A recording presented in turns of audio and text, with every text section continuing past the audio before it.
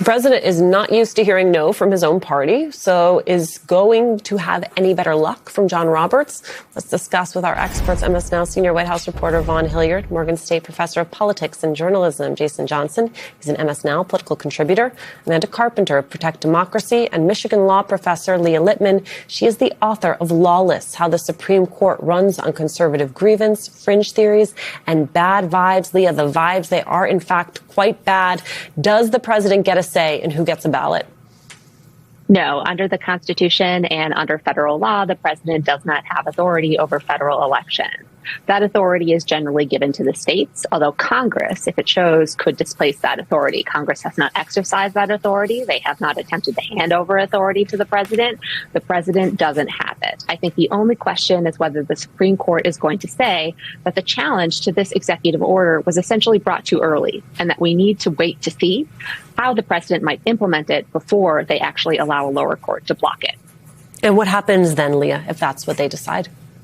So then the president gets to try his hand at telling us how he would actually want to carry out this executive order, what his exact plans would be as far as blocking states from using voters who they registered to vote but aren't on the president's approved list to vote. That could involve maybe passing a rule that might try to limit the availability of absentee ballots and what the Postal Service might return, but we don't exactly know, and that's the point. The Supreme Court might say, we need to know what the president actually has in mind and what he will do before a court actually blocks it. There's the damage, Jason, of what they could do, and then there is the damage of the chaos in the environment. The administration is asking the court to move quickly, saying this executive order must be in place by mid-August. Quote, the harms to voter integrity in that election, if the government's policy is not in place, cannot be undone, even if the government later prevails. Dr. Jason Johnson, which harms? I mean, the harms to Donald Trump being able to manipulate elections. I mean, look, I have about as much faith in him getting his SAVE Act or any of these. I have about as much faith in those as I do in him, like, coming up with an Iran deal by mid-August. It's not going to end up happening. But we have to look at the larger question here. The fact that the Supreme Court won't just reject this outright is indicative of the sort of weakening of any sort of functional democracy that we have. We've had tons of presidents and philosophers say, in a functional democracy, it is the people who select their leaders, not the leaders who are selecting the people. And Donald Trump is basically saying, I get to choose who picks me to keep me in office. It is a ridiculous attempt on his behalf. The fact that Republicans have not soundly rejected this 12 different ways, the fact that the Supreme Court would possibly even entertain this is indicative of how dire our circumstances are. And just so we're clear, we've already seen the Republicans redistrict halfway through a census and throw out 40,000 early votes in various states. So don't think this will be the last attempt by this administration. Even if the court says no, Trump will try something else before the fall. Right. There's so many things on the menu here. Where does this fit in? Well, I think this fits in the suite of options is that he wants ways to undermine the election so that he can claim fraud later. Because when you look at the EO that he wrote, the push that his Department of Justice has to try to get the voter data, the SAVE Act, which every time I hear that, I think it's save Trump from accountability in the midterms, because that is what all of this is about. Why does Trump want to nationalize the elections? Why is he so intent in being in charge of the list of who votes? Well, I can think of about $2.2 billion reasons. That is how much money he has made in 2025, right? Like, he has turned the presidency into a cash machine. And guess what happens if they lose the midterms and then there's some accountability? Speaker Mike Johnson has gone to the cameras and said that I essentially run the protection program for Donald Trump. That is not an exaggeration. He views it as his job, and the Republicans who are in the MAGA caucus there to protect Trump from accountability. That is what happens if they lose the midterms. That grift might come to an end. And Donald Trump has been on the face of impeachments, subpoenas. He doesn't like it, right? He doesn't like it one bit. And the one thing that stands between him and accountability are those elections, which is why he is so desperate to take it over. And I do think that gets lost in the mix, right? This is complicated stuff when we talk about the legal battles and the SAVE Act and the EO and what they're doing in the states, because he is 100% focused on this issue. But we also have to talk about the why, and that is why the midterms will matter. I'm just so struck Leah Littman, by the fact that part of what you're saying is that the Supreme Court could say, well, the decision by the lower court was made too soon. We are 98 days out from a midterm. To change anything procedurally in the run up to that midterm is to fundamentally undermine the elections that are forthcoming. I think that that's exactly right. Allowing any kind of uncertainty or allowing the president to sow chaos is itself a form of voter suppression. But the reality is this Supreme Court has allowed Donald Trump to get away with implementing policies that cause irreparable harms that cannot be undone, by saying, well, these challenges, they were just brought too early. Remember, they allowed him to move forward with an executive order that called on these agencies to engage in mass restructurings and proposals of the number of people that they would fire, because they said the executive order promised that the president would do so legally, and it wasn't clear if he would actually violate any laws. That was bunk. Of course, the president was going to violate the laws. The president wanted to shut down these agencies, and yet the court allowed him to proceed. And I think that is what I am concerned they are going to allow to happen again, to allow the president to proceed, and just in doing so, generate a lot of uncertainty that will cause people to second guess whether they can vote, when they can vote, and how they can vote. Can you I want you to speak a little bit more on that, Leah Littman. If the court were, in fact, to say, go ahead, show us how you want this done, what happens then?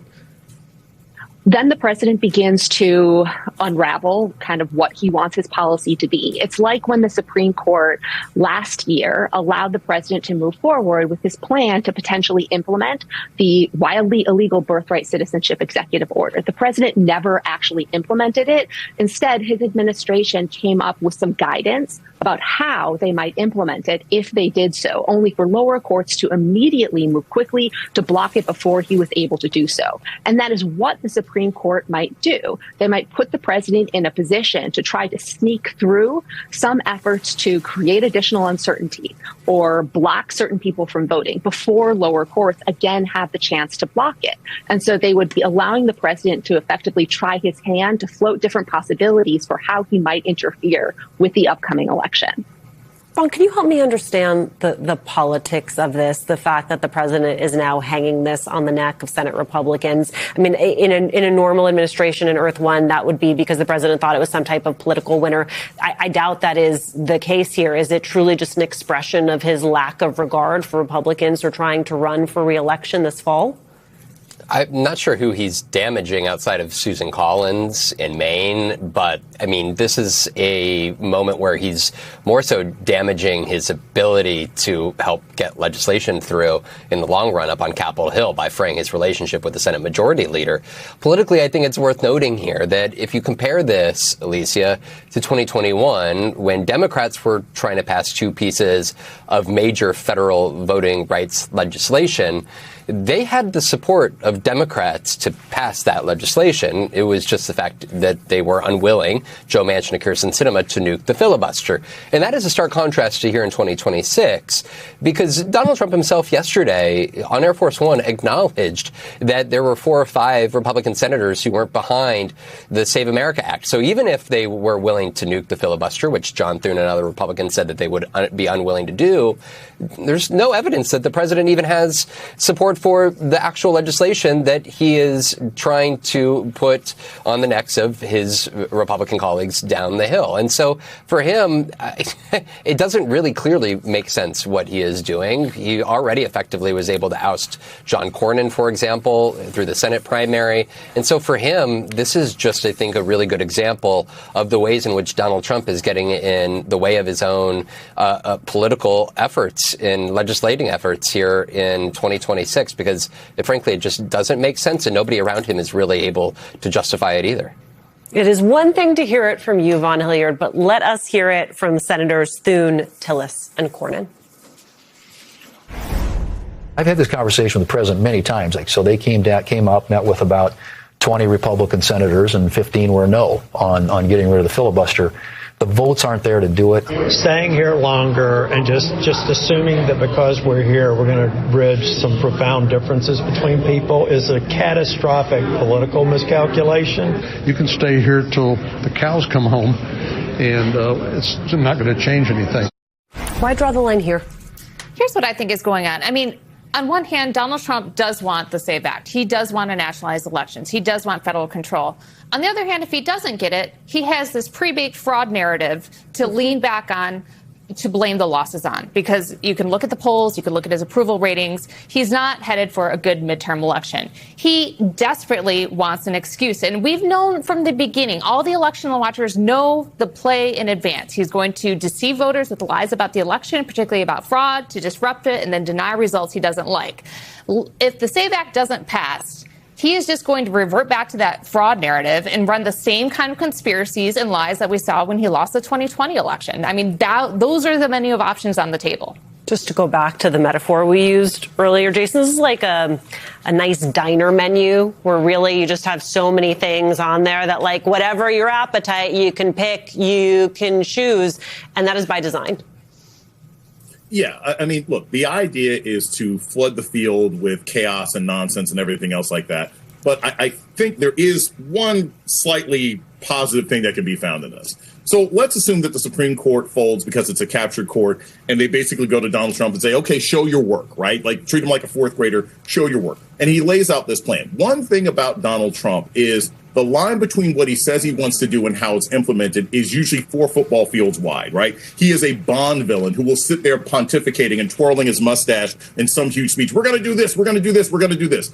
The longer it takes him to explain his nefarious plan, his space lasers, his moat full of laser sharks, whatever it is that he has, the longer he has to explain what he wants to do to disrupt the election, the easier it is for activists and organizers on the ground to counter it. And that's the one benefit. We are at once finally in a situation where time may be on the side of democracy, because it's difficult to implement some of these plans. It's difficult to get buy-in from the local states. So the longer this takes, the less likely he will be successful, because it's not like there are 20 different ways that local Republicans are trying to botch and manipulate the elections this fall as well.